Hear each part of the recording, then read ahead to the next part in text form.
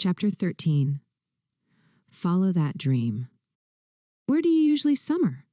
Asks a man in his early 30s. He has a mess of sandy hair and a broad grin and has stopped to chat on the beach. He introduces himself to me as Jack. He looks familiar, though I can't place him. I hesitate, half amused, half at a loss. I study his face. All over, I reply. Stop harassing Birdie, Tilly calls from farther down the shore. She's European. Oh, he says, brightening. England? England, yes, I reply, offering a polite, measured smile. Hold on, he says suddenly.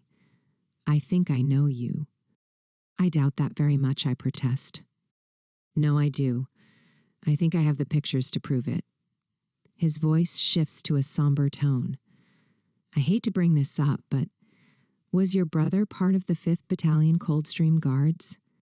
The question knocks me for 5. Yes, I say solemnly. I'm so sorry for your loss. It's okay.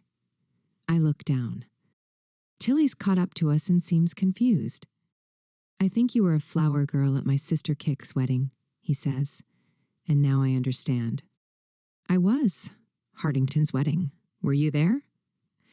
I can't remember it fully anymore. I was only 9, I say, smiling. He shakes his head. Only his older brother, Joe, also lost in the war. I remember him. So handsome and so wonderful, I blurt out, forgetting about composure. Jack smiles. He was. He agrees. He really was. I shake my head. I don't know why they wanted a flower girl, I say, changing the subject. It was just at the Chelsea Town Hall. We chortle jovially, eager to get away from talk of dead brothers and sisters. I met you when you were yay high, Jack continues, insistently. He holds out his hand and measures my height to somewhere around his knee. We laugh again, a very chatty little thing you were. It was back when my father was the U.S. ambassador over there, before the war. I see. I smile to myself at the thought of me being a chatty little thing as a child. We fall into easy talk about Debo and her sisters.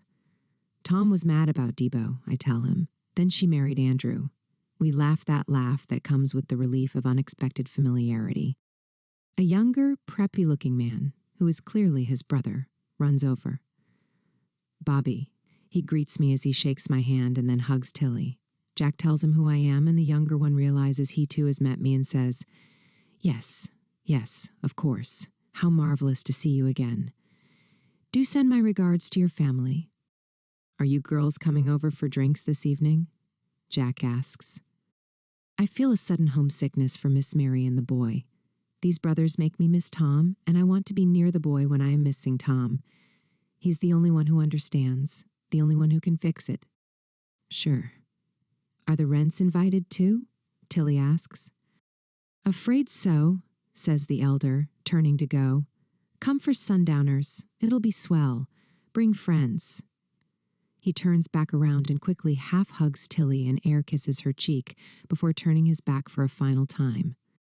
We watch them go, sand kicking up in their wake. What a coincidence, Tilly says.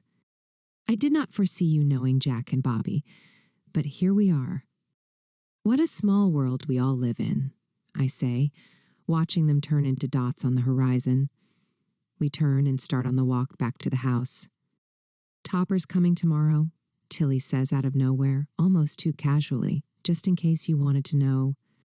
Well, I didn't, I say, tackling her to the ground before tearing off down the sand. In the afternoon, Tilly's father and 2 brothers sail us over to Hyannis Port. Everyone is drinking on the boat, and they seem so blasé about it. Whiskey soda, please, Tilly's father says to her mother, who happily fixes him another drink. Coming right up. The Kennedys greet us as we jump onto the dock. There are so many of them. So wonderful to see you again. There are hugs, smiles, and pleasantries all round. They seem like a very jolly, energetic bunch. A younger man, closer to our age, Ted, greets Tilly like a sister. Tilly tells me Teddy's the black sheep. We move into a large sitting room. It's light, airy, comfortable, lived in the right way, by an active family who used the rooms well. It's a spirited evening. The family are experts at entertaining. We're persuaded to stay for dinner. Everyone has big grins, wide jaws, and lots of hair, except old Joe Kennedy, who's balding and stern, but manages to smile all the same. They all seem so very happy and so very sad at the same time. When the men disappear to talk politics, we all know what they're discussing: Korea and what America should or shouldn't do. Voices carry through the half-open doors. We can't afford to appear weak on communism, not after the fall of China. But MacArthur's itching for a war with China. We're not ready for that. No one is. This war could be Truman's grave, politically. We need to be smart, not just loud. The rest of us, all of us kids, walk down to the beach, free to be frivolous, even though there's a war on. What are we fighting for exactly? One boy asks. Seems like the poor always go to war, and the sons of men like us get deferments, says another. When I say that all war is hell, everyone around me stops and stares at me before shuffling along. There are shrugs, then a shift to easier topics. I'm in Edgartown, pottering about with Topper, who has insisted on taking me out for the afternoon. How did you find the Kennedys? He asks, all in good cheer. I found them charming, I say. Is that it? He grins. I don't know what to say, okay. I admit, hesitating, they're a bit too smooth and all-American for my liking. It's as if they're the prototype for preppy posh people who love to run around doing sporty things. Topper bends over laughing. Oh, darling, there's so much more than that. They just hide it well. Have you read The Great Gatsby? He asks as we flick through a postcard stand. Of course I have. Why? Well, old Joe is not unlike our Jay Gatsby. You're kidding me. He wasn't a bootlegger, was he? I gasp in horror. In truth, I honestly don't care. Stop yourself, Christopher Montgomery. This is all too gossipy for me. I don't want to know any of this. It's none of my business. Just warning you. I hear some of the boys are looking for wives. I'm not even 15, I shout. And they're Catholic. My father would kill me. I laugh. Personally, I don't care about religion or which one I'll eventually marry into, as long as I don't have to be devout and phony. Sometimes I think it's the most religious who are the most sinful, the ones hiding their true faces behind the mask of piety. Well, I'm Protestant and I'd marry you in a flash, Topper says, turning back onto the street and putting on his sunglasses. I realize he's jealous, and it takes me by surprise. I watch him rifle through a case of old books outside a store, his face in the sunlight, and I can't help it. I think he is beautiful. It's the first time he's said anything like that out loud. But I have the boy at home, and this is all nonsense. Ugh, I mutter, you're being a nuisance. Let's go to the beach, he says, bumping his shoulder against mine as we walk, and I hate that I am fantasizing about him holding my hand as we walk side by side towards the waterfront. We spend summer days being lazy, on the boat, by the beach, in town, and at the vacation houses of some of the other girls from school.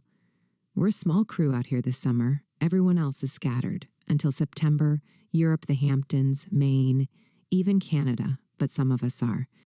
Here, on a small island off the East Coast, in a time full of promise, rapid change, and adventure, in a world that feels new and shiny to me. People like us are having fun. Our only anxiety is the vague, lingering idea of nuclear disaster, our faraway war with Korea, and the Cold War brewing beneath the surface. But we live in America, and we'll be safe. No one's ever won a war against the US of A. And I doubt anyone's going to. We're privileged, modern teenagers, and we're having a marvelous time. And yet, here I am, missing a poor country boy who doesn't even have a telephone at his parents' home. When I call, I have to ring his neighbor's apartment. I feel ashamed even comparing the two worlds. How dare I? I'm free as a bird, I tell myself. I can think and do as I please, escape my background and all expectations. Tilly says I have a case of nostalgie de la boue, which I vehemently deny. I like the boy because he's a rare soul in the universe, one that so perfectly matches mine, not because I'm some class tourist poking around the lower echelons of society. I've never disagreed with her more. I'll go home in the morning. I'll see the boy again soon. This has been fun, safe, warm, cozy, familiar, but I like the feeling I have with him more. I can't explain it, but it feels more like an adventure, like uncharted shores, him, the South, the depth and mystique of it all. There's something in the dirt and the humid air that grabs me, something that fascinates me more than this perfect happiness with my friends. It's endless down south. The North is everything I instinctively already know. Jack Kennedy is going down to Boston on the train and offers to chaperone me. I hesitate. I don't particularly want to be alone with a man in his early 30s, but I'm curious about him. He's been kind all summer, and I want to talk about books and other serious topics without Tilly interrupting.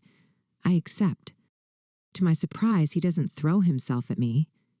I even wonder for a moment if I smell. But I'm glad his reputation doesn't entirely hold true. He's friendly, asking about my first 15 years on planet Earth, what it's like down south, the segregation, the music, the landscape. We talk about Hemingway, Faulkner, Woolf, Agee. I mention that I like Tennessee Williams and Zora Neale Hurston. He remembers Carson McCullers, and I suggest Eudora Welty, Richard Wright, and Robert Penn Warren, which makes him smile. Of course, he says. Thank you. I'll have to write them down. He pulls out a leather-bound diary. At the station in Boston, he calls a porter to help us with the luggage. Let me take you to the airport, he says. It's been such a delight meeting you and your young friends this summer, even if you are by far the most tricky one. I've grown to like you, he adds, placing a hand on my shoulder. He laughs, not in a dirty way, just kind of brotherly. I say goodbye. A pleasure to travel with you, Mr. Kennedy. Godspeed. I don't know why I say Godspeed, but it sounds so patriotic and true blue and in the moment. Chapter 14. The lady is a tramp. Everyone says I look great, that I have become more sophisticated and cool, that my new fashionable hairdo and subtle makeup suit me, that I look like a real lady now, not just plain old English as I did before. Mabel especially thinks it's wild how much I have changed. Let's go shopping, she begs. I need your help upgrading my image, too. She says I look like I have walked straight out of the pages of a ladies' magazine, and that I must teach her how. The summer wardrobe I have brought back to Memphis is so very obviously different from last year's. I divvy up my new clothes so Mabel can have whatever she likes. I don't need it all, I tell her. Then I show her how the girls at school do their makeup. I feel so grown up and important that it might go to my head a little. The boy feels alienated. I sense that he is insecure around me this summer, that he is embarrassed about the difference between us that somehow seemed less important before. When I tell him about the Vineyard, the girls from school, the people I keep meeting in summer society events, his eyes water, and I feel he is retreating away from me. Can we talk about something else? He asks. Of course, I reply, but then I am bored with what he wants to tell me, his day-to-day, the school I already know, comic books he finds funny. I can't help it, but I am becoming a person I didn't think I could be, superior, a little haughty like Tilly, and not least, dismissive of small potatoes life. On my 15th birthday, I invite a group of my friends over for a tete-a-tete in the garden. Miss Mary and I have ordered catering from the Peabody Hotel, so she can relax and just be present. Miss Mary warns that it might not come off the way I want it to, but I shrug it off and assure her everyone will think it marvelous and be grateful to be invited to such an adult affair. I know at least Mabel thinks it's a swell idea, and she comes over before the party to get ready in my room and borrow a dress from my ever-expanding collection. The party begins at noon. I have invited a mix of kids from Hume's, the country club, and, of course, the boy and his friends. It's awkward from the start. I don't notice at first because I am feeling myself big time, watching myself from outside my body playing host, thinking I am in a movie, pouring flavored fizzy water into my guests' glasses, laughing in a way I imagine Katharine Hepburn would if it were her party. Ha ha ha. Wonderful, just wonderful. More champagne? It's like I've suddenly outgrown them all.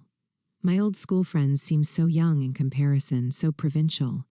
Miss Mary tells me I should be ashamed of myself, as I moan to her in the kitchen when I am in there picking up some extra forks for the cake. Who suddenly grew out of their ballet slippers? She asks. Shape up and learn to see people with a little more generosity. Don't you ever think so highly of yourself just because you left and went to the big city? Farmington is smaller than here, I retort, and immediately know I shouldn't have. Really? She says. Well, you sure have come back a small-minded little lady. I know she's right, so I apologize and promise her I'll try harder.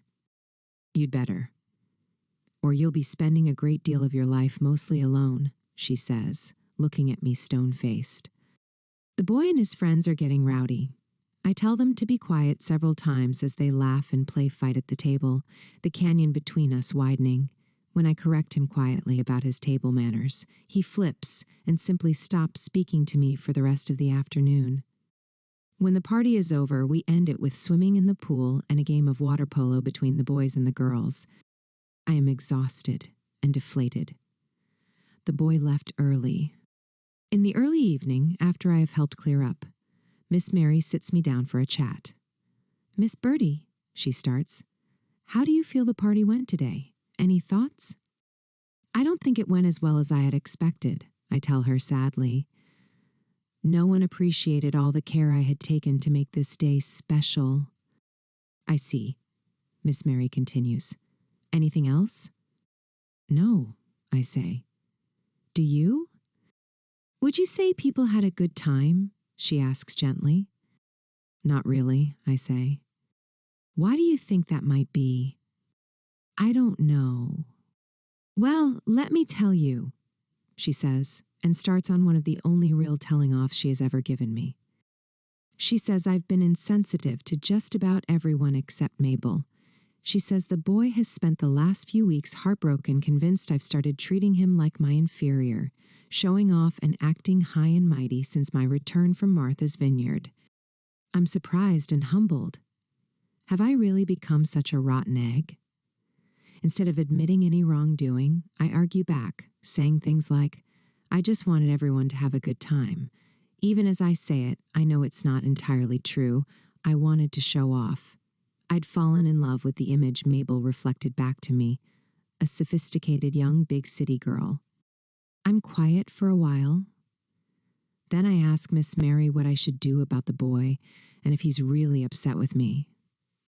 You've hurt him, she says. When you hurt another person, it takes effort and time to rebuild the trust. And the love. My heart sinks. Is it really that bad? She sighs. You've made him feel bad about himself. You never did that before. Then I think of England, of how my parents so often ignored me, how I sometimes thought they didn't love me, and I realize exactly what I've done. You two have always complimented each other so well, Miss Mary says. Love is about accepting each other, about helping each other along and embracing every perceived flaw and asset in that person. Do you understand? Yes, I whisper. Friendship is the same. If you want to be a good friend to the boy, you will take him for what he is. I start to cry. You will not treat him like your servant, Birdie, and you will stop bossing your friends about right this minute. Miss Mary is not done yet. Even if I am sitting here weeping, there is more she has to get off her chest. I love you, she says, but remember you are not the center of the universe. A proper lady does not crave attention in the way you did today, showing off all afternoon with no concern for your guests. She catches my eye. She needs me to listen. Having good manners is about always making your guests feel at ease in your presence. It's about catering to them and making sure they are having a good time. It is about listening and asking and complimenting. And have I made myself clear? She puts her arm around me. She sees I can't take any more now. Now, Miss Birdie. It's not all bad. You can still make it up to everyone. I will take you round to see the boy tomorrow, and you can apologize to him in person, with humility and regret. I don't say anything. I just sniffle through my tears. I knock on the door to the boy's apartment and ask if I can persuade him to go for a walk. I tell him I want to apologize. He tells me he is busy today, that he doesn't have time for me. When do you have time to see me? I ask, my voice cracking.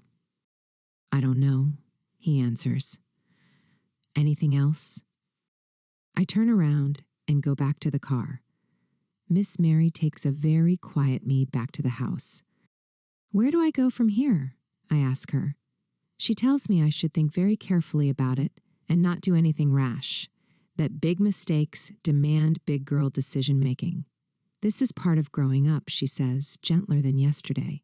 Everyone makes mistakes, but the trick is to learn from them and do better as you move on. I tell her I will go up to my room and think about it. Good girl, she says. You go and do just that. I'll be here when you are done. I go over everything I've done to upset the boy these past few weeks, ignoring him, not listening, mocking his interior life, the way he sits at a table, the way he eats, and what he fills his head with. When I see the full scope of it, I'm shocked at how awful I've been. Shame floors me. Then I decide to write him a formal letter of apology, one that's honest about my shortcomings, takes responsibility for my actions, and offers to make it up to him in any way I can. Miss Mary reads the letter and tells me she's proud I've learned my lesson so quickly. She says she'll take it over to the boy in the morning, and then we'll just have to wait and see. In the evening, I watch Sunset Boulevard on my own downstairs, and am overcome with fear that I will end up like Norma Desmond if I'm not careful. I wake the next morning from a nightmare. Joe Gillis's voice in my head. A great big white elephant of a place. A neglected house gets an unhappy look. This one had it in spades. It was like that old woman in Great Expectations. That Miss Havisham in her rotting wedding dress and her torn veil. I hope this will not be my future. I will do everything in my power to change my current trajectory. That's for certain. And for the first time since Tom went to war, I pray to God.